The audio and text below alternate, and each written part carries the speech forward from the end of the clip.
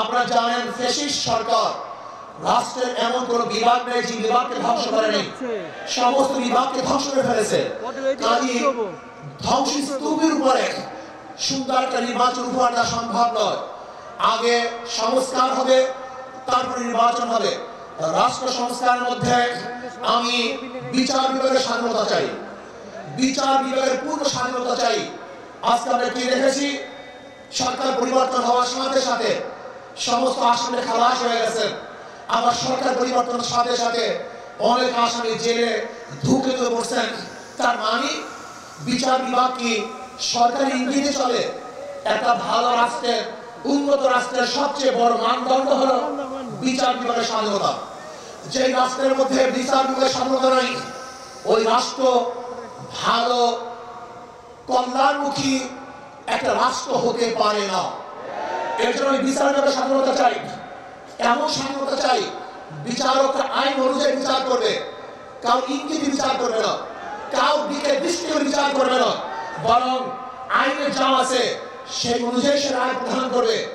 এমন স্বাধীনতা বিচার বিভাগে থাকতেই হবে। এমনকি ওই চেন্নাইকে, চিটাগংয়ের চেন্নাইকে সেও যদি বিচারের আওতা দিয়ে সে আইনের আওতায় খালাস পায়, আমার কোনো আপত্তি নেই। কিন্তু আমিও যদি বিচারের আইনের মাধ্যমে জেলে থাকি, তাহলে আমার আপত্তি নেই। বিচার বিভাগকে স্বাধীন দিতে হবে, কাউ ইঙ্গিতে বিচার বিভাগ চলতে পারে না। যদি বিচার বিভাগের স্বাধীনতা না থাকে, মান হাফেরা হুফেরা, তুমি যে গর্ত খুঁজবা সেই গর্তের মধ্যে একদিন তুমিই পড়বা। একনল হ্যান্ড ওয়াশ 100% প্যারাবেন ফ্রি, তাই নিরাপদ হাতের জন্য আস্থা রাখুন একনলে। দুর্নীতির বিরুদ্ধে আন্দোলন করেছিলাম, ধর্ষণের বিরুদ্ধে আন্দোলন করেছিলাম, অবৈধ হত্যার বিরুদ্ধে আন্দোলন করেছিলাম, মানুষের স্বাধীনতার জন্য আন্দোলন করেছিলাম, মানুষের মুক্তির জন্য আন্দোলন করেছিলাম। কিন্তু আমরা কি দেখলাম? 5ই আগস্টের পরে আবারও চাঁদাবাজি, আবারও দখলদারি, আবারও দুর্নীতি। না, বাংলাদেশের মানুষ এই চাঁদাবাজি আর দেখতে চায় না, দুর্নীতি আর দেখতে চায় না। যারা 53 বছর পর্যন্ত বাংলাদেশকে 5 বার দুর্নীতি চ্যাম্পিয়ন করেছে, ওই সমস্ত দলকে বাংলাদেশের জনগণ আর ক্ষমতা দেখতে চায় না। বাংলাদেশের জনগণ কি ক্ষমতা দেখতে চায়? ইসলামকে ক্ষমতা দেখতে চায়। বাংলাদেশের জনগণ ইসলামী আদর্শের মানুষকে ক্ষমতা দেখতে চায়। যারা খাঁটি ইসলাম, মদিনার ইসলাম নিয়ে সম্প্রসার হবে, বাংলাদেশের মানুষ তাদেরকে গ্রহণ করবে। মদিনার ইসলামের বাহিরে কোন নব ইসলামকে বাংলাদেশের গ্রহণ করবে না ইনশাআল্লাহ। ভাই আমার, আসুন ইসলাম হুকুমাতের জন্য আমাদের সাধনা করতে হবে, চেষ্টা করতে হবে। আমাদের আন্দোলন এখন সমাপ্ত হয় নাই, আমাদের সংগ্রাম এখন শেষ হয় নাই, আমাদের যুদ্ধ এখন শেষ হয় নাই। ফ্যাসিবাদের বিরুদ্ধে আন্দোলন করেছিলাম, এখন চাঁদাবাজের বিরুদ্ধে আন্দোলন করতে হবে, দখলদারের বিরুদ্ধে আন্দোলন করতে হবে, যারা দুর্নীতিবাজ তাদের বিরুদ্ধে আন্দোলন করতে হবে, যারা টাকা তাদের বিরুদ্ধে আন্দোলন করতে হবে, যারা দেশকে ধ্বংস করার চক্রান্ত করতেছে তাদের বিরুদ্ধে আরেকবার আন্দোলন করতে হবে। আজকে ভারত আমাদের দেশকে দখল করার চক্রান্ত করতেছে। আমি ভারতকে বলবো, আপনি আমাদের দেশ দখল করার চক্রান্ত করতেছেন, আমাদের দেশের দিকে চক্ষু তুলছেন, আঙ্গুল উঁচা করছেন। আপনি জানেন বাংলাদেশের অবস্থা কি? আমরা জীবনভর লড়াই করি, বেঁচে আছি, লড়াই করি, বাঁচবো ইনশাআল্লাহ। আমরা জীবনভর লড়াই করেছি, আরো লড়াই করব, লড়াই করতেই থাকবো। যতদিন ইসলামী হুকুমত না কায়েম হবে, ততদিন পর্যন্ত ইনশাআল্লাহ মাঠে থাকবো, ময়দানে থাকবো। প্রিয় ভাই আমার, আগামী নির্বাচন আসতেছে, নহে সমাপ্ত কর্মমদের অবকাশ বিশ্রামের আজকের থেকেই আমাদের কাজ শুরু হবে। মাঠে ময়দানে প্রত্যেকটা দাঁড়ে দাঁড়ে ঘরে ঘরে গিয়ে মানুষ ইসলামের কথা বোঝাতে হবে, ভোট আদায় করতে হবে, ইসলামের পক্ষে আমরা ভোট নিয়ে আসবো। আল্লাহ আমাকে এবং আমাদের সবাইকে ইসলাম হুকুমত কায়েম করার চেষ্টা করার এবং সর্বোচ্চ ত্যাগ করার তৌফিক দান করেন। আপনারা দেশ 53 বছর পরিচালনা করেছেন, আমাদেরকে আপনারা কি দিয়েছেন? আর নতুন ভাবে আমাদেরকে ও পা দেখাই আর ভয় দেখানো, আশা দেখাই লাভ নেই। এখন পরিবর্তন করতে হবে। আর যদি এই পরিবর্তনের সুযোগ এখন 5ই আগস্টের পরে ইসলামের পক্ষে যেভাবে তৈরি হয়েছে, 53 বছর ইতিহাসে এত সুন্দর ইসলামের পক্ষে পরিবেশ তৈরি হয় নাই। আমি তোমাদের সামনে জায়গা শরীফ তেলাওয়াত করেছি, আল্লাহ বলেছেন জিহাদ করো করার মতো। এখানে আমাদের কার্যক্রম যদি করার মতো করতে পারি, আমার তো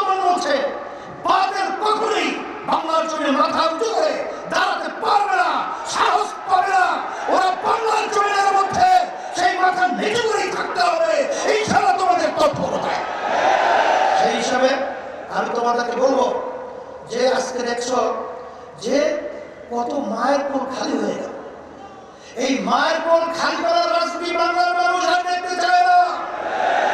বাংলাদেশের টাকা বিদেশে পাচার করবেন, বিদেশে বেতন করা তৈরি করবেন, এটা বাংলার জনগণ ছাত্র জনতা দেখতে চায় না। এর পরিবর্তন আমাদেরকেই করতে হবে।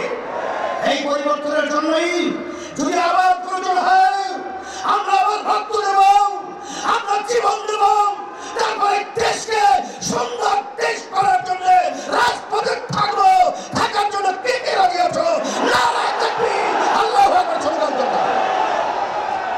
সাথে সাথে আমি বিশেষ করে অন্তর্বর্তীকালীন সরকারকে বলবো, আমাদের যুগ্ম মহাসচিব গাজী আতাউর রহমান সহ বিভিন্ন দায়িত্বশীলরা বলেছেন যে আপনারা কোন জনগণের ভোটে নির্বাচিত সরকার নয়, আপনারা হলো গণ অভ্যুত্থান, ছাত্র জনতা হাজার হাজার মায়ের কোল খালি করার বিনিময় আপনারা ক্ষমতায় এসেছেন। কিন্তু আপনাদের কার্যক্রমগুলো আমরা অনেকাংশে প্রশ্নবিদ্ধ। এটা আমাদের দুঃখ হয়। আপনাদের দুর্বলতা কোথায়? কে কি বলবে তা জানি না। যারা কি নির্বাচনের জন্য অস্থির হয়ে গেছে, পিয়ার নির্বাচন পছন্দ করছেন না, আমি বলবো এখন বাংলাদেশের মানুষ সজাগ হয়ে গেছে। আপনারা জরিপ করে দেখেন, আপনারা তো মনে করেন আপনারা অনেক তালগাছ হয়েছেন। আসলে আপনাদের পায়ের নিচে মাটি নেই, মাটি কিন্তু সরে গেছে। এখন এই বাংলাদেশের মধ্যে আর এই চালাবাসদেরকে, এই যারা কি টাকা দখলকারীদেরকে, খুনিদেরকে, গুণীদেরকে বাংলাদেশের মানুষ দেখতে চায় না। পরিবর্তন করতে হবে, সুন্দর পরিবেশ তৈরির জন্য আমাদেরকে কাজ করতে হবে। এই জন্যে আমি বিশেষ করে বলবো, যারা নাকি হাজার হাজার মায়ের কোল খালি করেছে তাদেরকে আবার নির্বাচনের জন্য আহ্বান করছেন। আপনারা কি ইঙ্গিত দিচ্ছেন? এখনো মায়ের কান্না বন্ধ হয় নাই, এখনো মুখের পানি পানি সেই শব্দ আমাদের কান থেকে এখনো সরে নাই। আবু সাইদের হাত প্রসারিত গুলিবিদ্ধ বুক নিয়ে মাটিতে লুটিয়ে পড়েছে, এখন আমাদের নজর থেকে এখনো সেই স্মৃতি কাটে নাই।